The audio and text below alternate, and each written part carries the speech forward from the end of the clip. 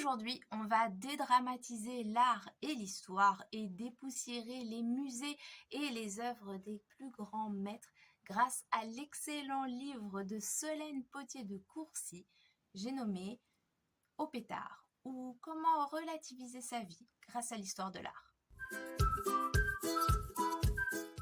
L'art est le reflet de notre société. Comment vivait-on durant l'Antiquité, le Moyen Âge, la Renaissance ou plus récemment encore, le siècle dernier? Avec les œuvres, qu'elles soient picturales, sculptées ou dessinées, les artistes n'ont été que les chroniqueurs de leur époque. Comment fonctionnait la politique de Louis XIV? Quelles fêtes célébrait-on durant l'Antiquité? En gros, ils étaient les Instagrammeurs du passé.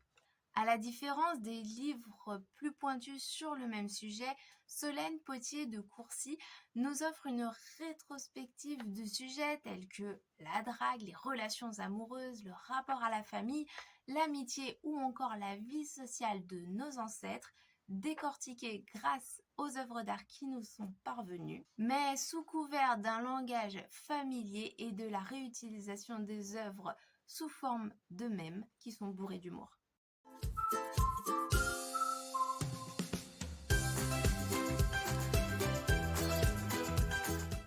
Mais derrière cette vulgarisation, l'autrice nous offre une véritable analyse de la société d'antan et des œuvres d'art. L'art et les institutions subissent depuis toujours ce caractère élitiste qui leur colle à la peau.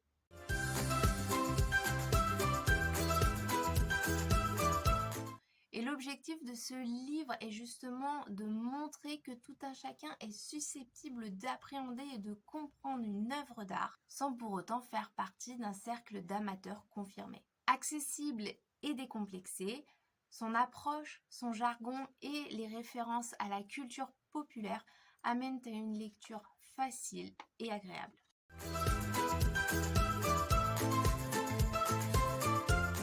En abordant des thèmes universels, elle démontre que l'art a toujours été un miroir de la société et ses sujets de véritables préoccupations. Ces analyses sont pertinentes et tracent un chemin vers l'évolution de notre société afin d'en comprendre les bases et de réfléchir aux enjeux actuels.